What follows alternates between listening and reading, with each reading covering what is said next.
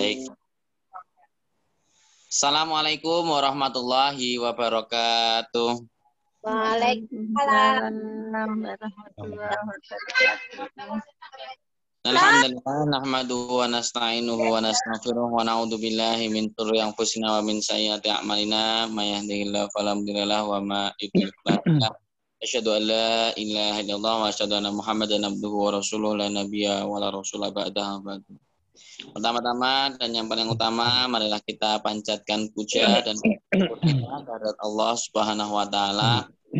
Nah, tentu berkat nikmatnya, berkat karunia-Nya kita masih sama-sama dapat bergabung dalam kajian Muhammadiyah with You malam hari ini. Kedua kalinya, sholawat serta salam kita aturkan pada junjungan Nabi besar kita Nabi Agung Muhammad Sallallahu Alaihi Wasallam. Semoga kita semua menjadi umatnya yang mendapat syafaat yaumul akhir nanti. Amin, amin, ya Rabbal Alamin.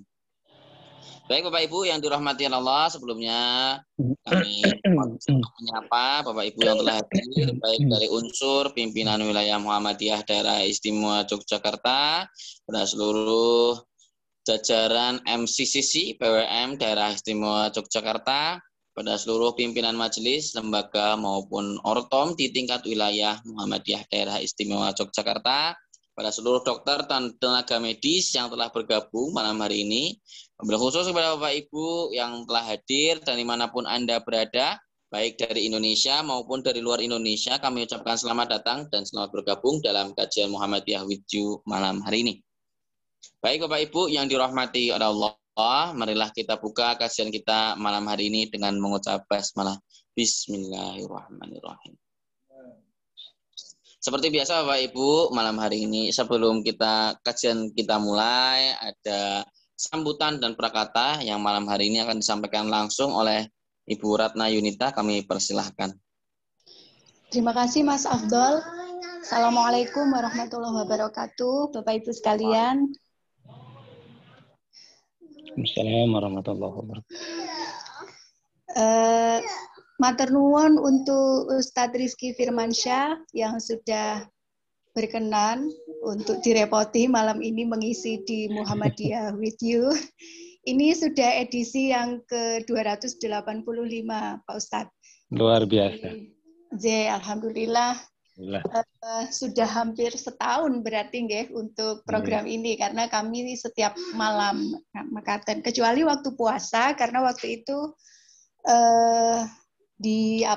diampu atau dibersamai oleh MTT atau Majelis Tarjih dan Tajdid begitu. Nah, tetapi ini kemudian kita adakan kembali Pak Ustadz karena kasus COVID ini tinggi lagi. Jadi ini adalah lonjakan yang ketiga begitu nggih. Dan kalau dulu awalnya diperuntukkan hanya untuk para pasien atau yang santri begitu nggih.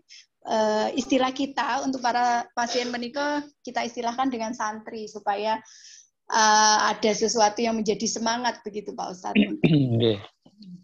Nah, tetapi kemudian dengan berjalannya waktu ternyata masyarakat umum juga ingin bisa mengikuti sehingga acara kita buka seluas-luasnya untuk bukan hanya warga negara Indonesia tetapi peserta juga pernah dari luar negeri begitu Pak Ustadz. Dan ini juga berkat sedekah jari nggih, karena kita share dari siapa kemudian kita share kemana, makaten kan itu berarti kita menggunakan jari kita untuk bersedekah makaten. Sehingga pernah ada juga peserta yang bergabung dari Jeddah, kemudian dari Taiwan, dari Malaysia dan lain sebagainya.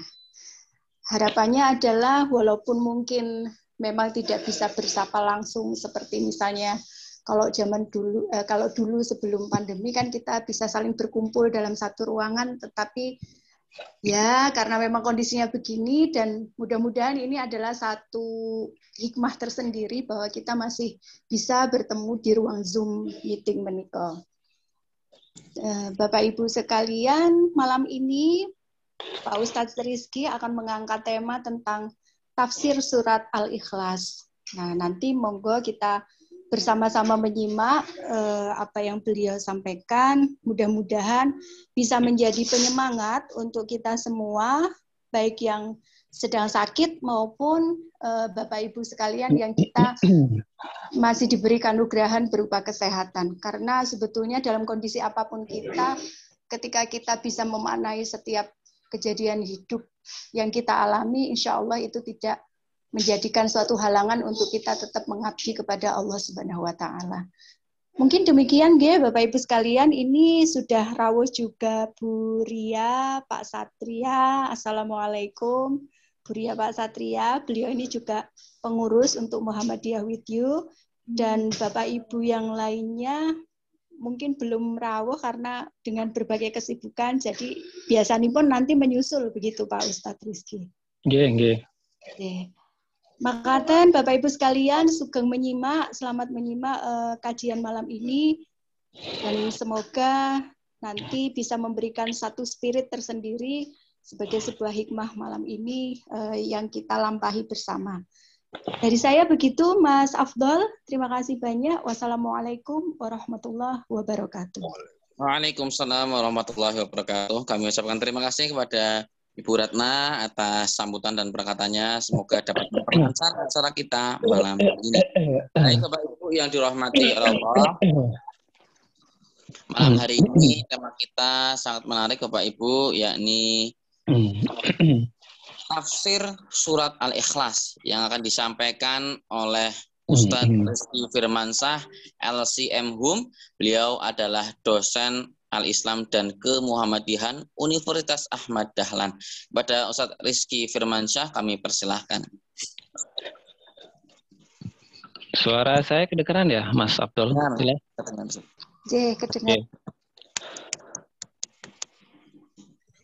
Bismillahirrahmanirrahim. Assalamualaikum warahmatullahi wabarakatuh. Waalaikumsalam warahmatullahi wabarakatuh. Alhamdulillahirabbil alamin wa bi ni'matihi tatimmu shalihat. Asyhadu an la ilaha illallah wahdahu la syarikalah.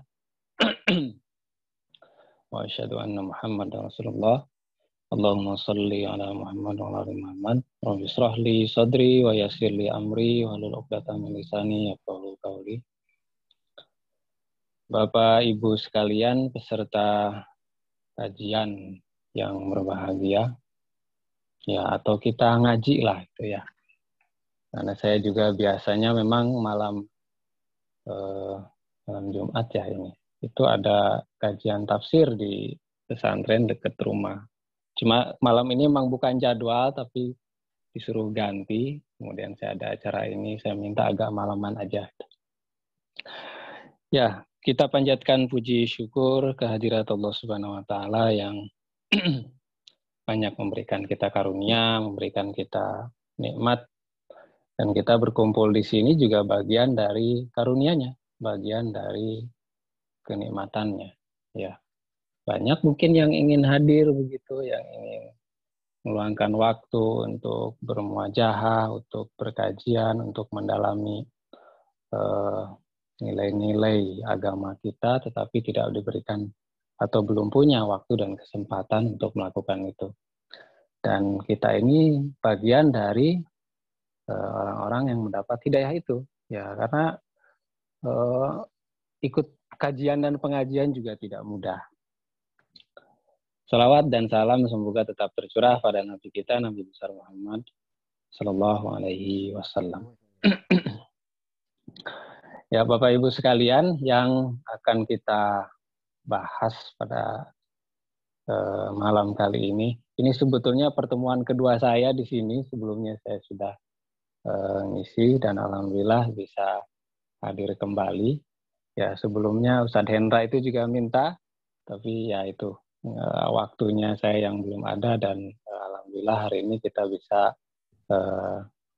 bertatap muka kembali. Yang akan kita kaji adalah sesuatu yang sebetulnya saya kira sering kita dengar, yaitu tentang kajian surat Al-Ikhlas, bagaimana kekhususan surat ini, kemudian apa sebab nuzulnya, dan apa yang bisa kita ambil dari nilai-nilai yang ada di dalam surat Al-Ikhlas. Saya ngamunten kalau di sini banyak ustadz, banyak ustazah, nanti kalau misalkan ada yang keliru ya bisa untuk mengoreksi melalui Mas Abdul atau mungkin siapapun ya. Baik, kenapa harus kita membahas surat Al-Ikhlas ya? Apa urgensinya dan apa pentingnya membahas ini? Surat Al-Ikhlas ini kan satu di antara yang sedikit ya. Ya mungkin yang nomor 2 ya di antara yang lain. Yang pertama itu kan surat Al-Kautsar. Dan surat ini menjadi bagian tantangan Allah kepada mereka yang sangsi jika Quran itu bikinan Nabi Muhammad. Maka cobalah bikin, itu tidak usah banyak-banyak. 3 surat kah, 4 surat kah, silahkan dibikin kalau memang mampu. Dan kita tahu sampai sekarang tidak ada yang mampu membuatnya. Hal yang lain bahwa saat ini hal yang penting buat kita adalah kembali kepada nilai-nilai ketuhanan. Kembali kepada nilai tauhid. Sekeras apapun seseorang dalam berusaha, tetap tujuannya itu ujung-ujungnya Allah yang menentukan. Nah, pemahaman itu tidak akan mungkin muncul kalau nilai tauhidnya itu rendah. Nilai tauhid itu lemah. Mereka yang nilai-nilai tauhidnya itu tinggi tentu tidak akan pernah kecewa ketika mereka gagal ya. Dan memang untuk meninggikan nilai itu perlu latihan yang sangat banyak, yang sangat dalam. Kalau Bapak Ibu mungkin sudah banyak berpengalaman menghadapi berbagai macam asam garam kehidupan. Mestinya itu sudah menjadi bagian dari kekuatan spiritual seseorang untuk melangkah lebih positif, lebih maju. Dan kekuatan itu asalnya dari pemahaman terhadap nilai-nilai yang berhubungan dengan tauhid. Dan ikhlas ini atau surat Al-Ikhlas banyak membicarakan sebetulnya bagian-bagian dari nilai-nilai tersebut ya. Bahwa kita jangan sampai jauh dari Allah Subhanahu wa taala. Jangan sampai meninggalkannya, apalagi sampai kemudian musyrik ya, atau mungkin menyalahkan Allah Subhanahu wa taala atas situasi yang melanda kita, entah secara pribadi, entah secara nasional, secara bangsa. Memang semua hal yang terjadi di dunia ini dan kepada kita itu itu sebab dari kuasa Allah Subhanahu wa taala. Yang terjadi Covid ini kan juga bagian dari takdirnya. Kita tidak bisa menyangkal hal demikian. Nah, jika itu menjadi sebab, jangan lantas kemudian kita menyalahkan Allah yang membuat sebab tersebut.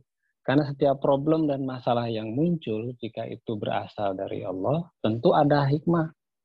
Ada sesuatu yang diminta kita untuk menggalinya, untuk mencarinya, untuk menelaahnya, mendalami, sampai kemudian sampai pada pengertian tauhid yang sebenarnya.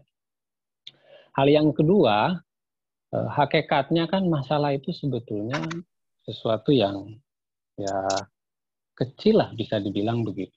Dalam surat Al-Baqarah disebutkan wala nabluwannakum bisyai'im minal khaufi, kan begitu. Jadi engkau akan kami uji dengan bisyai. Bisyai itu diartikan sebagai sesuatu yang sebetulnya sedikit. Gitu. Nah, bukti sedikit masalah yang kita dapat itu terlihat dalam banyak keseharian kita, Bapak Ibu. Dalam kehidupan biasa, misalkan orang ketabrak, kemudian kita mengatakan, gimana keadaan kamu? Oh ya, untung cuma kaki yang kena, coba kepala saya, misalkan begitu. Atau ada lagi orang yang mengatakan, untung saya masih hidup, coba si itu sudah meninggal. Atau untung saya masih punya ini, itu udah nggak punya apa-apa. Jadi kata yang sering kita sebut dengan untung, cuma ini, untung, cuma segitu, itu sebetulnya menandakan kalau masalah yang kita dapat itu hakikatnya sedikit. Dan kita bisa handle itu. Jadi kalau dibandingkan dengan si A, si B, si C, ya mungkin kita tidak ada apa-apanya. Nah, hanya terkadang kita memang sering gagal melihat pada aspek itu. Karena ya bagaimanapun kan biasanya orang kalau sudah dapat masalah, yang dilihat adalah sisi negatifnya. Sehingga nyaris mungkin sisi positifnya itu tidak bisa untuk dilihat. Dan sekali lagi seperti tadi disampaikan di muka, itu memang perlu dilatih untuk membangun nilai-nilai itu. Nah, kita kan pertanyaannya gimana sih cara membangun nilai ikhlas itu? Apakah ada hubungannya dengan itu? Ada hubungannya memang dengan nilai-nilai yang dibangun di dalam surat Al-Ikhlas ini. Nah, surat Al-Ikhlas ini surat yang unik, Bapak Ibu. Satu di antara yang unik. Pertama, dia disebut dengan Al-Ikhlas, padahal tidak ada kata ikhlas di situ. Sama dengan surat Al-Fatihah, itu tidak ada kata Al-Fatihah di situ, tapi disebutnya Al-Fatihah. Surat Al-Ikhlas tidak menyebutkan Al-Ikhlas, tetapi disebutkan dengan ikhlas. Gitu kan, ada sesuatu yang punya makna dengan nilai ikhlas tersebut, maka dia disebut dengan surat Al-Ikhlas. Sebetulnya surat ini punya banyak sekali nama. Ada yang menyebutnya dengan surat Ma'rifah, ada yang menyebutnya dengan Muqaskifah, ada juga yang menyebutnya dengan surat Al-Jamal, karena Allah itu indah, karena di dalamnya memberitakan tentang keindahan Allah Subhanahu wa Ta'ala. Nah, yang masyhur memang disebutnya adalah surat Al-Ikhlas. Gitu. Nah, ikhlas sendiri itu berasal dari kata khalaso. Saya kalau ngomong sama orang Arab, sudah melakukan sesuatu, khalas, begitu. Sudah itu. Menghilangkan sesuatu, mensucikan, membersihkan. Jadi disebut surat Al-Ikhlas, menyingkirkan sesuatu yang tidak pantas untuk Allah. Kira-kira begitu. Karena dulu keyakinan orang-orang tentang Allah itu diyakini sesuatu yang memiliki materi. Kemudian surat ini turun untuk menghilangkan pendapat-pendapat di masyarakat bahwa Allah tidak layak disifati oleh sesuatu yang sifatnya materi. Nah, pengertian itu kemudian bisa diartikan ke kehidupan kita sekarang. Bahwa sesuatu yang memiliki nilai ikhlas itu, jangan sampai nilai materi itu mendominasi dalam setiap kehidupan. Dulu ada mahasiswa yang bertanya kepada saya, Pak, kalau saya sekolah, kuliah, mengharap ijazah, saya bisa dikatakan ikhlas tidak? Kemudian Pak almarhum Prof. Yunahar Ilyas itu di dalam bukunya menyebutkan, kalau berkenaan dengan itu, kata beliau itu dilihat dari dua hal, yakni dari proses dia ketika belajar. Sungguh-sungguhkah, menjalankan tugas dengan semestinya-kah? Kalau itu dilaksanakan dengan sebaik-baiknya, dengan sepenuhnya, bisa dikatakan bahwa dia ikhlas ketika dia dalam pelaksanaan pembelajaran. Alasan yang kedua adalah setelah dia lulus. Nah, dia cukup manfaat atau tidak di masyarakat? Apakah dia menjadi sumber masalah atau dia memberikan banyak manfaat kepada orang banyak? Nah, itu pengertian yang disampaikan oleh almarhum Prof. Yunahar, dan itu saya sampaikan kepada para mahasiswa bahwa nilai keikhlasan kamu itu ada sekarang di sini bersama saya di kelas, dan setelah ini kamu mau melakukan apa? Kemanfaatan apa yang bisa kamu bangun di tengah-tengah masyarakat? Ya. Nah, sebab turun dari surat ini banyak ragamnya. Seperti disampaikan oleh Dahak dan Al-Muqatil, mereka menyebutkan bahwa orang-orang musyrik itu dan juga orang Yahudi juga sering bertanya kepada Rasul, Tuhan kamu itu seperti apa sebetulnya? Apakah dia terbuat dari emas? Apakah dia terbuat dari perak? Terbuat dari besi? Dia mewariskan dunia ini kepada siapa? Macam-macam. Karena Nabi Muhammad di awal-awal dakwahnya tidak pernah menyebutkan nama Allah. Ya. Meskipun hakikatnya sebetulnya orang-orang musyrik Arab itu tahu siapa Allah. Wa idza sa'alaka man khalaqas samawati wal ardh la yaqulunallah. Kalau mereka ditanya tentang orang-orang musyrik Arab ini, siapa yang menciptakan langit dan bumi? Mereka akan berkata, Allah. Tapi Allah yang mereka pahami itu berbeda dengan yang kita pahami saat ini. Nah, pertanyaan tadi, kata Al-Muqatil dan Dahak terkait sebab turun surat ini adalah banyaknya pertanyaan kepada Nabi Muhammad terkait pemelihara yang seringkali disebutkan oleh Nabi. Jadi sebetulnya kamu nyebut-nyebut Rob itu siapa Rob itu? Kan ayat-ayat yang turun pertama kali di Mekah tidak menyebutkan nama Allah. Menyebutkannya itu kebanyakan Rob. Gitu. Iya. Surat Pertama itu Al-Alaq, Iqra bismi rabb. Ada robnya di situ. Kemudian surat Al-Mudassir, fa'anzir wa rabbaka fakabbir. Kemudian surat An-Nas, surat Al-Falaq, qul a'udzu birabbil falaq. Jadi semua menyebutkan Rob. Rob itu kan pemelihara. Sehingga karena Nabi sering sekali mengungkapkan kata-kata ini dari ayat-ayat yang diberikan Allah kepadanya, maka orang-orang musyrik ini, juga orang Yahudi, orang Nasrani bertanya kepada Nabi, siapa sebetulnya Rob yang kamu maksud itu?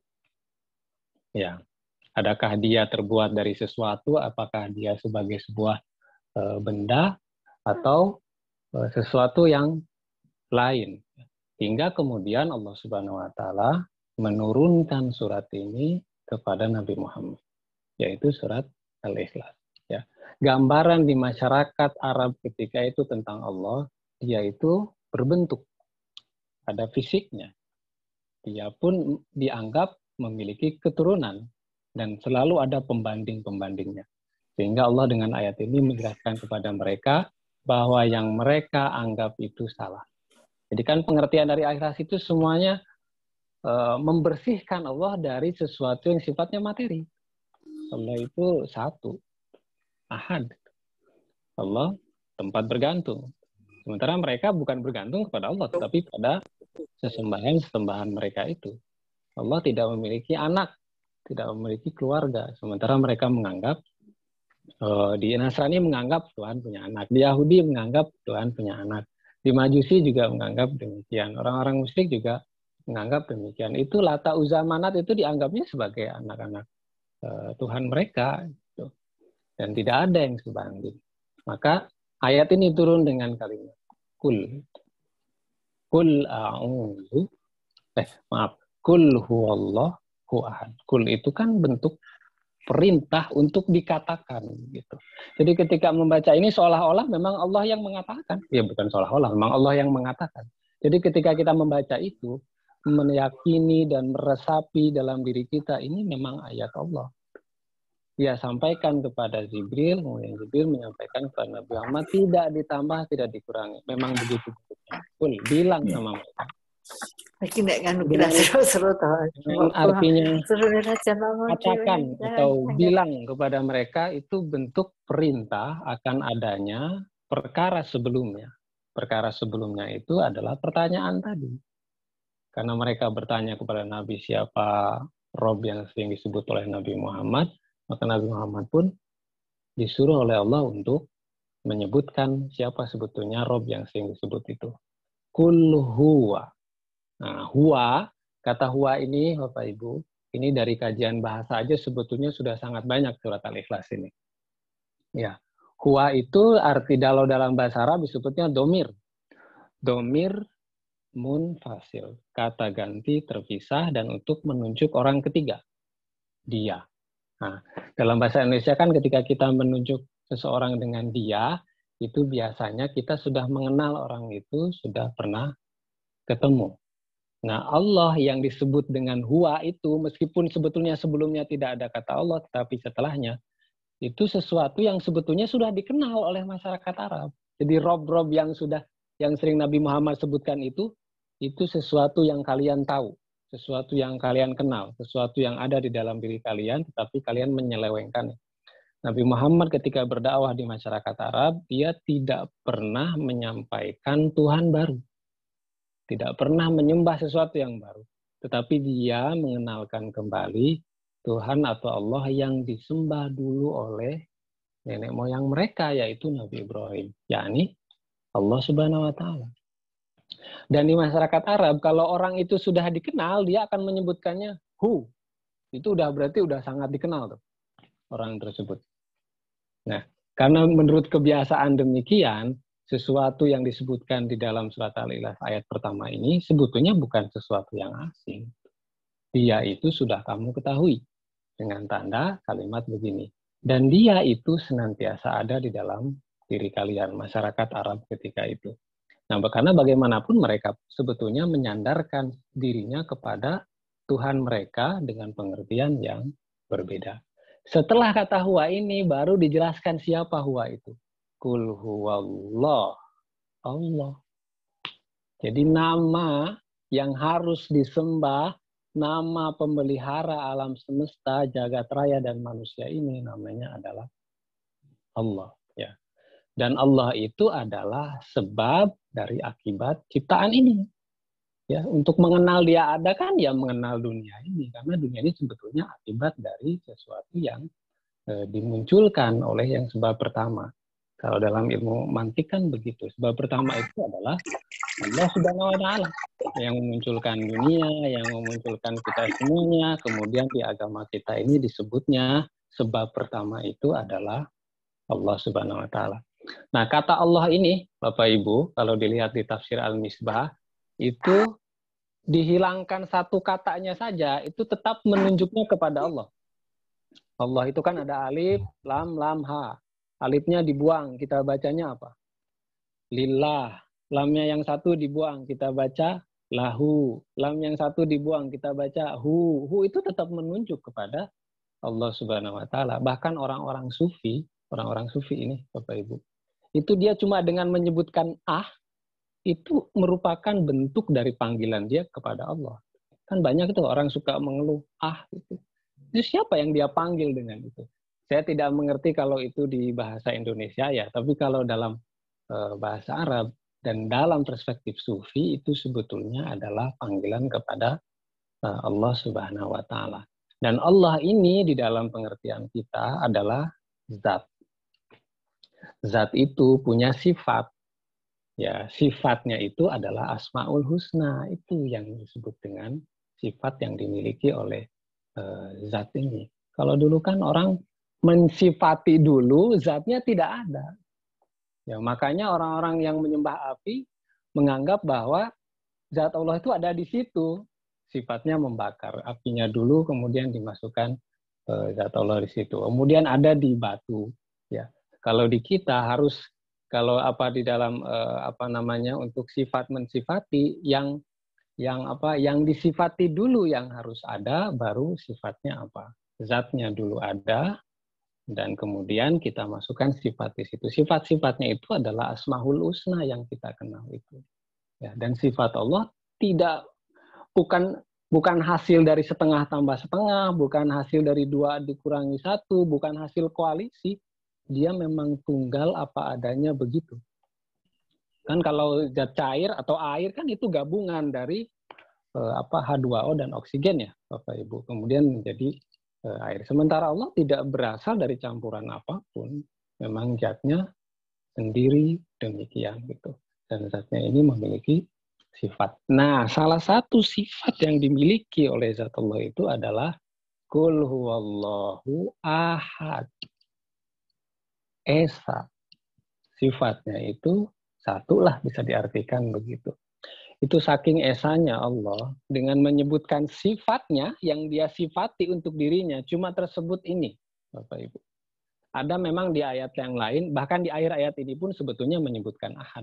Tetapi yang khusus untuk mensifati dirinya itu cuma di sini. Ahad. Ya, tidak ada lagi itu yang lain ya. Dulu kala kan di dalam tafsir Salman itu disebutkan kalau ingin melacak nama Allah itu kembali ke bahasa Mesopotamia. Dulu mereka menyebutnya El dan Il ya. Kemudian di bangsa Arab dirubah dengan adat penambahan al yang kemudian artinya disebut dengan Allah gitu. Kemudian kata Babilonia itu kan Bab-el gitu, pintu Tuhan. Karena di situ itu banyak lahir nabi-nabi yang mengantarkan orang menuju kepada Allah Subhanahu wa Ta'ala, ya Nabi Ibrahim itu dan keturunannya. Ya. Nah, sekarang belakang kata-kata yang menandakan Tuhan itu ada di beberapa nama seperti Mikael, kemudian Gabriel, apalagi itu Ismail, Israel itu kan menandakan akan hubungannya dengan Tuhan atau kedekatan dengan Tuhan ya. Ada penambahan itu. Dan sifat Allah ini adalah Esa. Tunggal, tidak bisa terbagi, tidak ada kecuali Dia. Dan satu-satunya. Nah, kalau dalam kehidupan kita barangkali bisa kita meletakkan sifat ini dengan istiqomah dalam banyak hal, dengan konsisten, fokus dalam melakukan apapun, seperti yang diinginkan di dalam sifat ini. Meskipun menjalankan itu tidak mudah ya bagi banyak orang. Jadi nilai yang dibangun di dalam surat Al-Ikhlas ayat pertama ini adalah mengantarkan seseorang untuk fokus dalam melakukan sesuatu, nantiasa beristiqomah. Karena di ayat keduanya ditegaskan kembali sifat-sifat yang lain. Bahwa yang ahad itu, Allah yang satu dan esa dan tidak terbagi-bagi tersebut, itu memiliki sifat yang kamu harus ikut dan kepada dia saja. Yaitu Allahus Somad. Kata somad di sini berbeda dengan kata ahad. Kalau kata ahad itu tidak ada alif lamnya. Itu karena untuk menunjukkan cuma Allah satu-satunya. Sementara kata somad itu ada alifnya.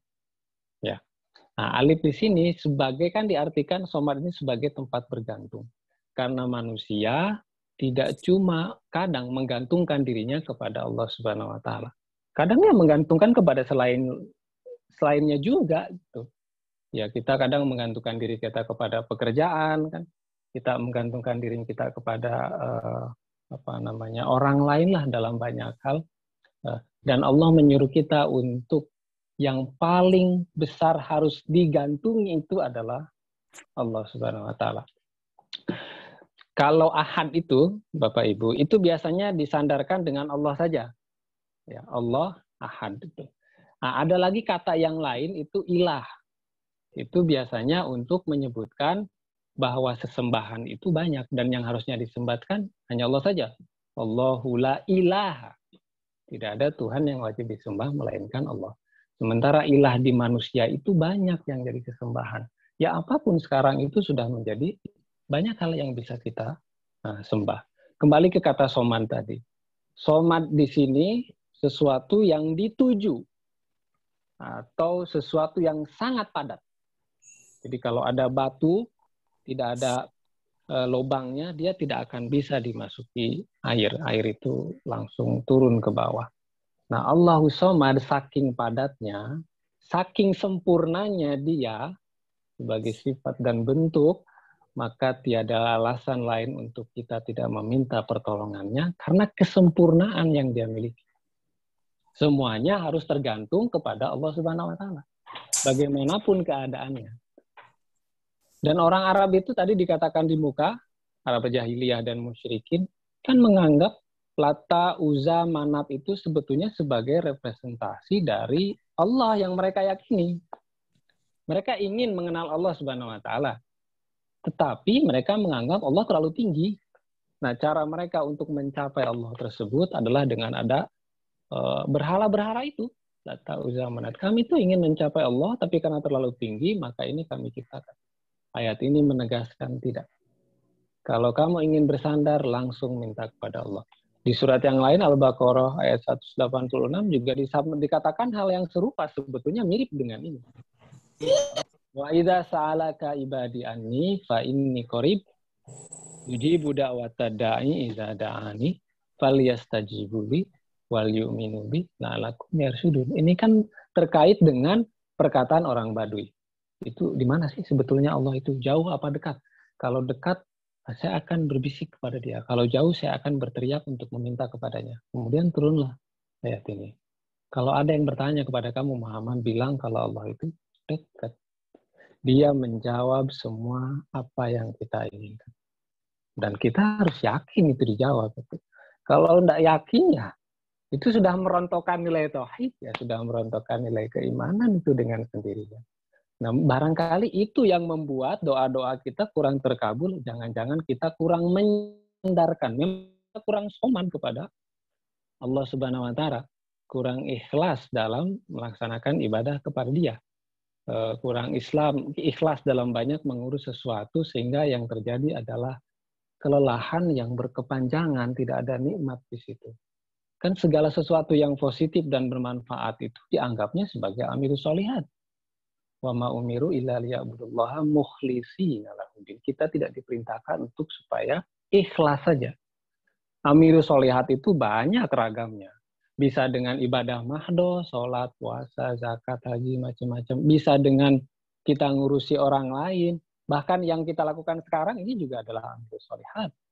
Nah, ini tentu juga perlu keikhlasan dalam banyak hal. Karena kan banyak yang kita kerjakan malam ini ya. Ada yang mungkin setelah ini melakukan sesuatu, ya ada yang pekerjaan yang lain. Ketika melakukan sesuatu yang sifatnya di situ nilai baik itu ada, maka keikhlasan itu perlu dituntut agar nilai keberkahan itu muncul. Nah, di ayat tadi yang diminta kita untuk berdoa, Allah bakal mengabulkan dengan 2 syarat yang disebutkan terakhir. Falyastajibuli wal yu'minu bi. Itu asal kamu jawab kalau aku nyuruh ibadah, kira-kira gitulah. Kalau disuruh untuk menjalankan syariat, ya laksanakan. Jangan kita minta banyak, kita minta macam-macam, kita disuruh ibadah ikhlas saja, tidak bisa. Ya pantas saja kita sulit atau lama dikabulkan doanya. Ya, jadi panggilan Allah kepada kita, paling tidak panggilan azan lah begitu. Untuk melaksanakan apa yang menjadi kewajiban kita sebagai seorang muslim, ya laksanakan. Dengan begitu Allah akan mengabulkan apa yang kita minta. Dan yang kedua, falyu'minu bi, beriman kepadaku. Iman memiliki makna yang begitu luas. Dan ini kadang ya, Bapak Ibu, kadang di kita itu juga ada sesuatu yang sifatnya agak sedikit paradoks. Saya khawatir saya sendiri begitu. Kita kalau ditanya nikmat terbesar itu apa? Ya mungkin kebanyakan kita, saya kira akan mengatakan nikmat terbesar itu adalah iman Islam, ini terbesar. Ya kan, nikmat hidayah ini terbesar. Karena orang dengan berislam pun bisa lepas itu imannya, bisa lepas dia keislamannya, kemudian dia murtad. Tidak menjamin akan terus lurus dalam keislamannya. Maka keimanan iman ini, kenikmatan iman sesuatu yang mestinya senantiasa disyukuri. Karena kita menganggapnya sebagai nikmat paling besar. Tapi giliran misalkan kita hilang uang 100.000, mobil kita hilang, ya, motor hilang, atau kita sedang sakit, wah kita merasa berat dan susah. Padahal kita masih punya nikmat terbesar, yaitu nikmat iman. Jadi mestinya kan kita tidak perlu untuk khawatir. Jadi orang kalau sudah, nah ini berat memang Bapak Ibu, perlu latihan yang panjang dan juga lama. Kalau seseorang sudah mengenal penciptanya, sudah memiliki kesadaran yang sangat tinggi terhadap segala hiruk pikuk yang ada di dunia, dan kesemuanya ini hanya fana belaka, wah itu udah sangat luar biasa tingkatannya ya. Dan kita mungkin menuju ke arah itu ya, untuk menuju keimanan yang levelnya udah tinggi seperti itu. Jadi kalau mereka sudah mendahulukan nilai-nilai keimanan itu, saya yakin hidupnya juga santai gitu. Ada masalah santai, orang ini cuma Allah yang ngasih, nanti juga Allah yang ngangkat. Nah ini kembali kepada Allah, ini penting dengan nilai ikhlas ini. Ketika ada masalah, ya tentu yang harus dilakukan adalah ya keikhlasan itu. Ya, masukin saja, saya terima itu dengan sepenuh hati. Ketika dia melakukan sesuatu, saya kira dia tidak akan banyak menggerutu, tidak akan banyak mengeluh, karena nilai-nilai keikhlasan itu sudah ada dan penuh di dalam dirinya. Dan itu sulit. Susah. Untuk khusus saja butuh ikhlas yang dalam. Kalau enggak ya kita lupa rokaat, lupa bacaan, mikirin yang macam-macam. Ya jadi ya semuanya harus perlu latihan. Di situ baru kita kemudian akan lebih meningkat derajatnya. Jadi ke semua masalah ini juga untuk menguji kita juga, hakikatnya kan begitu. Ya, sampai di mana ketahanannya, sampai di mana bentuk keimanannya, sampai di mana keikhlasannya. Mustahil orang yang ikhlas itu tidak akan dikasih sama Allah, ini mustahil. Mustahil orang yang beriman itu tidak akan diberikan ganjaran, mustahil. Hanya kita tidak akan bisa mengharapkan itu di sini sekarang. Saya sudah beriman Pak, kenapa saya belum dapat sesuatu yang dijanjikan? Ya memang belum sekarang. Ya.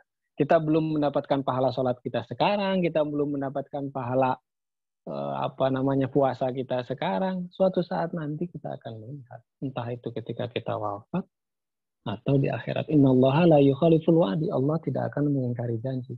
Dan itu kan juga butuh keimanan membaca seperti itu. Nah, kalau kita orang yang sangat materialis, ya tentu pengen cepat datangnya. Tidak bisa demikian. Justru disitulah ujiannya sebagai seorang muslim.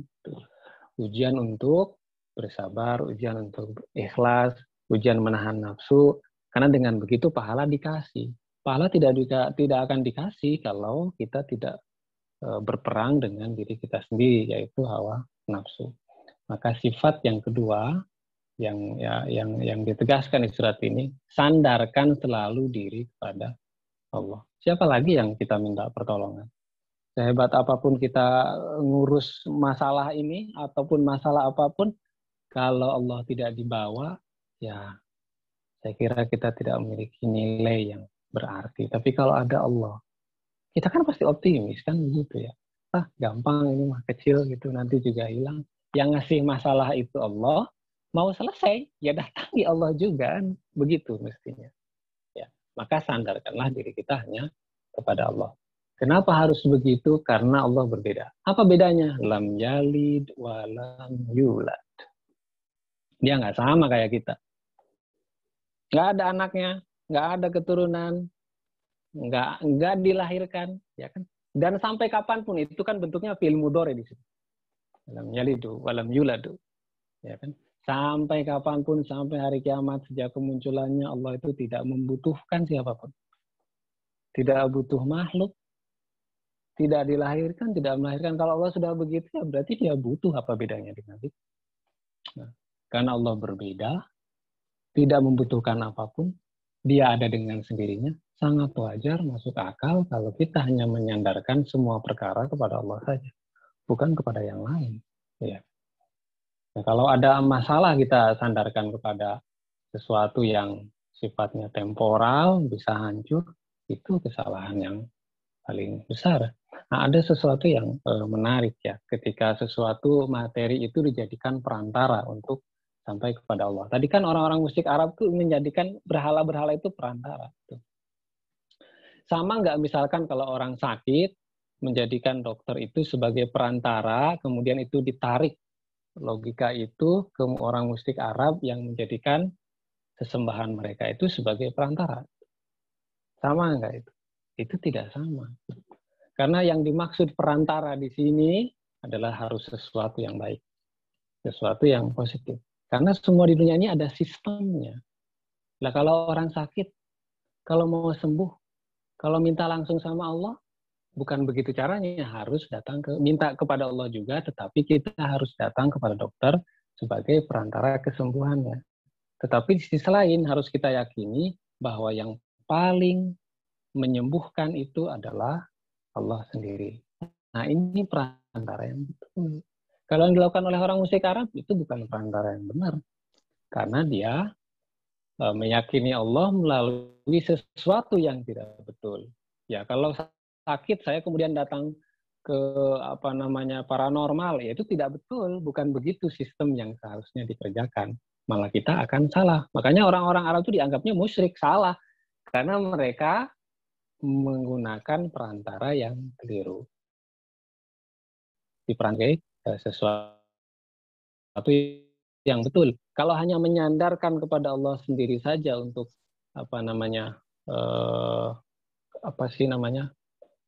segenap keselamatan dan macam-macam, tetapi dengan menggunakan perantara yang tidak betul, ya hasilnya juga tidak akan betul. Misalkan saya yakin kepada Allah, kemudian saya makan nasi basi sambil baca doa mau makan. Allahumma barik lana fi ma razaqtana wa qina azabannar. Udah yakin tidak akan sakit. Benar nggak itu, Bapak Ibu? Nah, itu kan kurang tepat. Bukan begitu yang dimaksud. Ya. Jadi jangan sampai perantara yang digunakan adalah sebagai sesuatu yang buruk.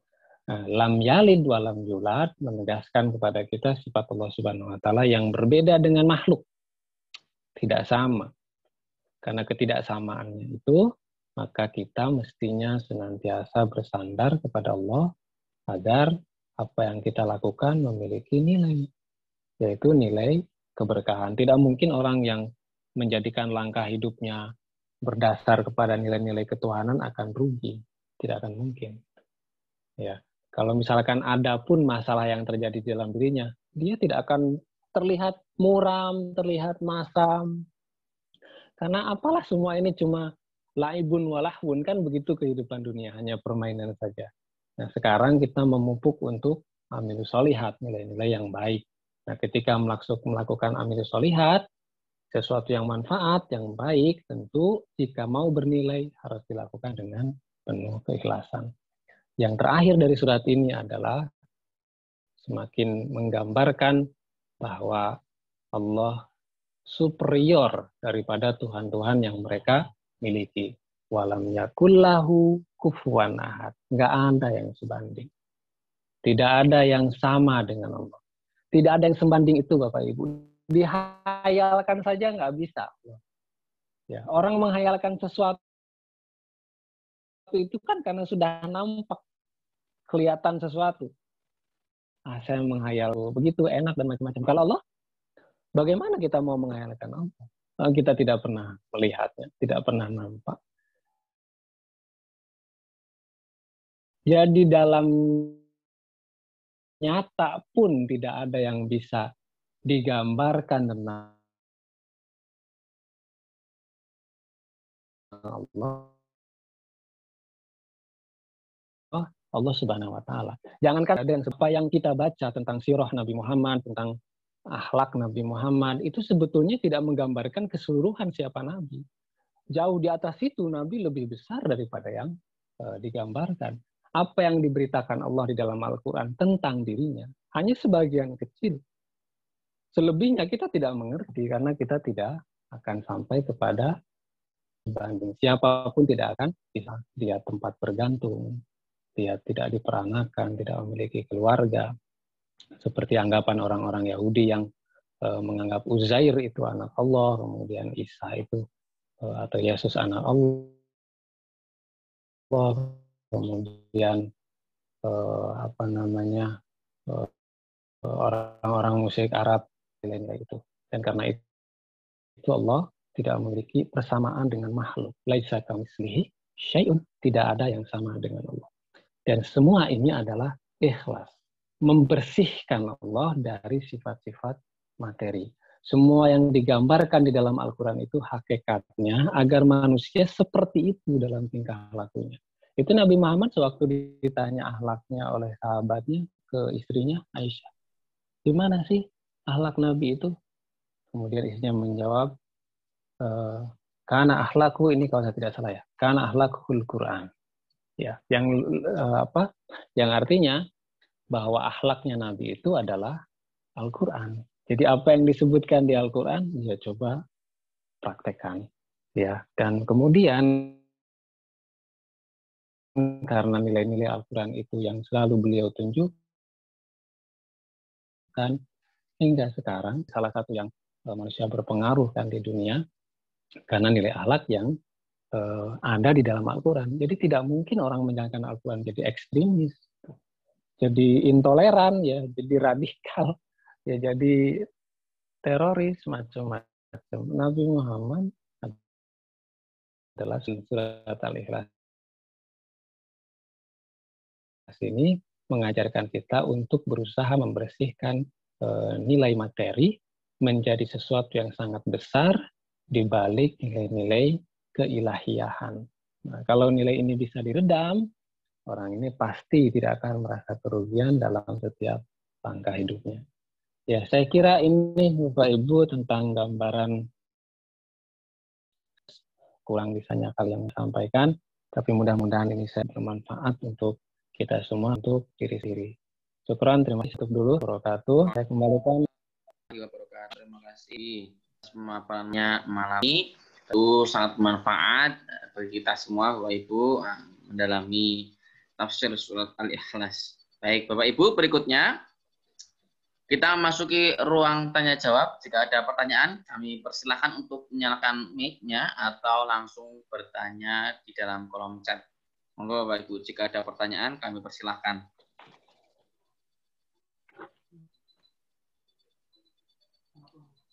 Kami persilahkan Bapak Ibu jika ada pertanyaan.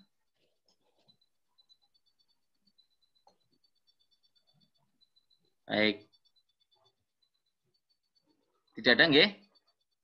Baik, kami ucapkan terima kasih kepada Ustadz Rizky Firmansyah atas pemaparan materinya malam hari ini sangat mengena Ustadz. Malam hari ini memberikan kita pencerahan, memberikan kita pemahaman kita, memperkuat keimanan kita, sehingga kita bisa mempersiapkan diri kita lebih baik lagi dan lebih baik lagi.